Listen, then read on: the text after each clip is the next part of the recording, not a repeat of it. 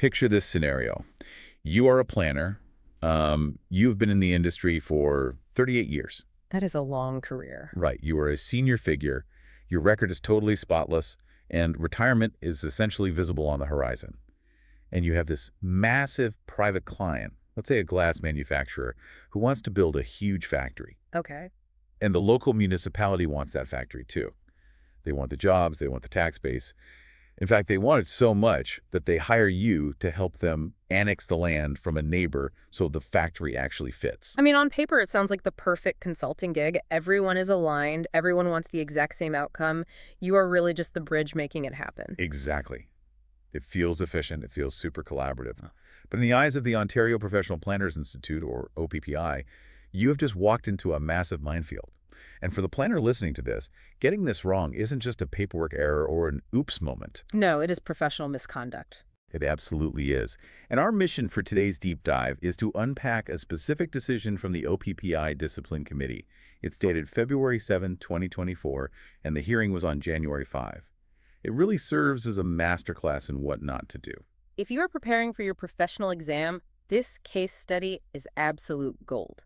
It tests the limits of client relationships and the really specific mechanics of the code of practice. So we are going to break down this decision, specifically the written reasons for decision and order. We will look at the trap this member fell into, the specific code sections he violated. Mainly Section 2.12 and Section 3.5. Yes, exactly. And most importantly for our exam preppers, why the whole no harm, no foul defense simply does not work in professional planning. That is the key concept we need to land on today, the difference between actual harm and the potential for bias. Let's start with the facts. This all comes from the agreed statement of facts, so none of this was disputed at the hearing. We have a member, we don't have his name, and we will get to why that was redacted later, but we know he is a senior planner. He is working for a private client, Shinny Canada Glass. Right. Shinny wants to build a major float glass plant. This is a massive economic development project, and the member is retained in January 2019 as the lead project manager for the glass company. Okay, so January 2019, he is actively advocating for the glass plant. That is his primary role. But then the city of Stratford enters the chat. They do, and the context here is vital. The city and Shinny essentially have a handshake deal, a letter of intent to work collaboratively to bring this plant to Stratford. But the city has a problem. They don't have the land. Exactly. They don't technically have enough industrial land yet.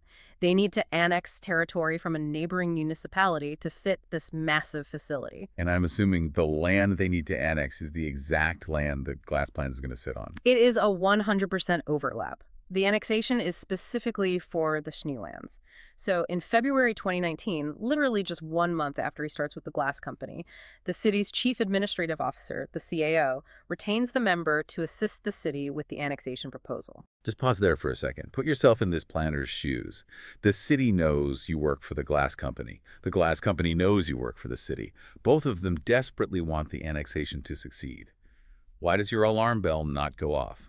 Because of what we call the common interest fallacy. It is incredibly common in the industry. You think, well, I am not hiding anything. There is no conflict because we all have the exact same goal. Right. The member likely felt that his ability to give independent professional opinions wasn't impaired because he wasn't fighting against either client. Both clients wanted the annexation.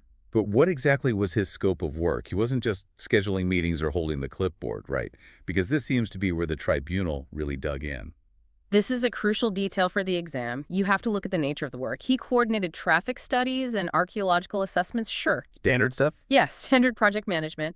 But specifically, he was tasked with preparing a draft planning justification report for the annexation. For those listening who might be students or early in their career, define the weight of that document. Why does that specific report matter so much? A planning justification report is your professional opinion.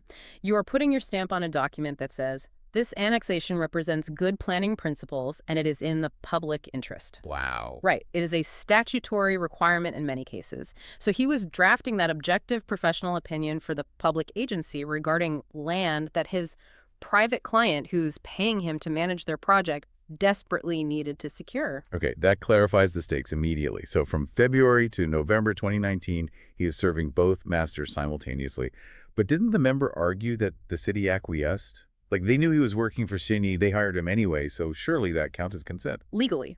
under the code. No, it counts for absolutely nothing. Informal knowledge or silence by city staff does not equal a waiver. And that brings us to the actual misconduct findings. Let's get into the specific code sections. The heavy hitter for your exam notes is Section 2.12. Let's parse that section. What does it actually forbid? Section 2.12 is what the tribunal calls a bright line rule. It says that a member cannot, as a consultant to a public planning agency, give advice to others within that jurisdiction without written consent and disclosure if there is a possibility of conflict. Possibility of conflict. That seems to be the real friction point here.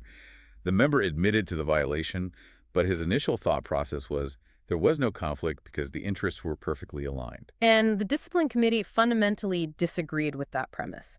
They ruled that the conflict, or at least the distinct possibility of it, existed the very moment he was retained by the city. Even if interests appeared aligned, they were legally distinct. Help me understand that. If I want the land annexed and the city wants the land annexed, where is the conflict? The conflict is in the hypothetical tension. The tribunal used this to explain it, and it is a great way to visualize it for the exam. Imagine the city reviews the technical studies, the traffic, the environmental impact, and the city decides, actually, looking at the broad public interest, we should not annex this land. Or maybe we should prioritize other lands to the south instead. Because the city's job is to protect the public, not to ensure the glass plant gets built. Exactly. If the city decides no, Shinny, the private interest, would absolutely oppose that, and suddenly the Murrah member is caught right in the middle. He has a duty to the city to support that no based on the evidence, and a duty to the glass company to fight for a yes. You cannot serve two masters once their paths diverge. And the code says you do not wait for the divergence. You have to anticipate it. That is exactly what the decision means when it talks about the prophylactic function of the rules. Prophylactic, meaning preventative. Right. It is a medical term, effectively. The rules are designed to prevent the potential for harm. You don't wait for the patient to get sick. You don't wait for the city and the developer to get into a fight. The mere existence of divided loyalties without proper protocol creates a reasonable apprehension of bias. That is a massive exam takeaway. Actual harm does not need to occur for a violation to exist. Correct. The moment you take the job, the potential exists, and that triggers the rule. So the member's defense that everyone knew fell flat purely because of the formality required. It fell flat because Section 2.12 explicitly demands written consent. A nod from the CAO is not consent. An email saying, cool, let's proceed, is not consent. You need a formal, written document disclosing the conflict and receiving explicit permission. Without the paper, you have no shield. He was also hit with Section 3.5, the professional integrity section. How does a lack of paperwork turn into an integrity issue? It sounds harsh, but think about the optics. Section 3.5 covers conduct that casts doubt on your professional competence, your integrity, or the integrity of the whole profession. Because of how it looks from the outside. Exactly. By placing himself in a conflict without the required written consent, he casts doubt on his integrity. Would a reasonable person looking at this, maybe a neighbor who opposes the factory, think this planner is being neutral? Probably not. They'd say, of course he said it's good planning. He is on the glass company's payroll. Just a quick note for the listeners. Allegations under Section 2.1 were also initially brought up but weren't pursued. So 2.1 and 3.5 are the grounds you need to focus on for the guilty finding. Right. And I want to highlight something the tribunal mentioned about public interest paramountcy. Yes, let's get into that. They seem to imply that conflicts are treated differently for planners than, say, real estate agents. They absolutely are. The tribunal noted that conflict definitions vary by profession. But for planners, the duty is to the public good. Section 2.12 creates a strict boundary regarding public agencies. When you work for the city, you are a steward of the public trust. Let's look at the consequences. This was an uncontested hearing, right? A settlement. Yeah, a joint submission on penalty. The member agreed to the facts and the penalty, which usually saves everyone time and money.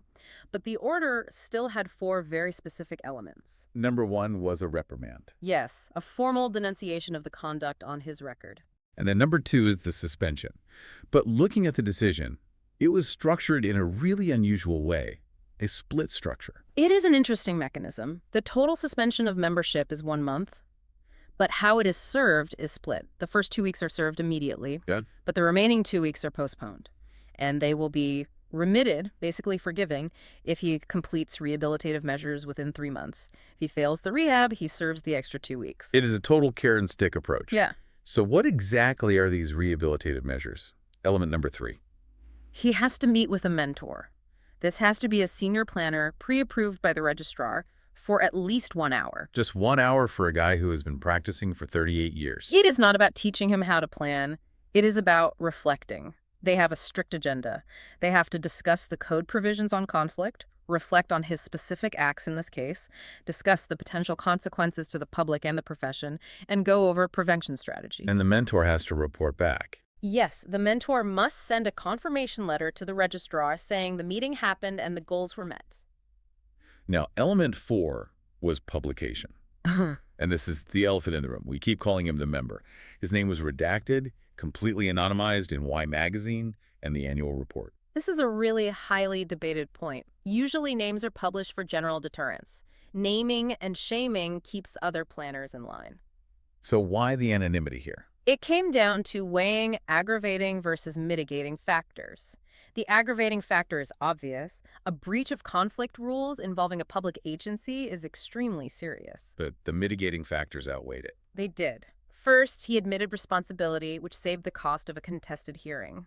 He showed sincere remorse and apologized. He had no prior discipline in 38 years. This was literally his first offense. But the biggest factor was the undertaking, right? The retirement factor. Exactly.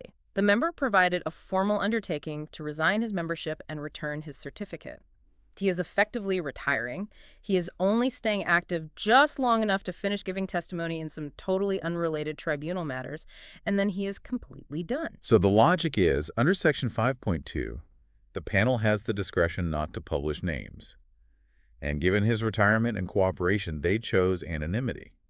Ruining his reputation at the very finish line wasn't necessary to protect the public because he's leaving anyway. That is the exact rationale, but they were very careful to say this is not a precedent. Right. So let's summarize this for the listener sitting down to study tonight. If you are retained by a public agency, you must check for any other clients in that jurisdiction. Yes. And if there is even a possibility of conflict, you need written consent. Not a nod, not an informal email, but formal written consent and disclosure. Because at the end of the day, this protects the public interest mandate of the planning profession. It is non-negotiable. Here's a final provocative thought I want to leave with you. We talked extensively about how the tribunal explicitly stated that conflict rules serve a prophylactic function. They prevent the potential for bias before actual harm happens. Right. So for the exam, ask yourself this. If a client looks you in the eye and tells you, I really don't mind that you work for the other side, why is that statement legally worthless under the OPPI code without a signature? Because the client does not own the public trust. Exactly. You can't informally waive the public's right to an unbiased system. That is exactly why the rule exists. Good luck with the exam preparation. We will catch you on the next deep dive.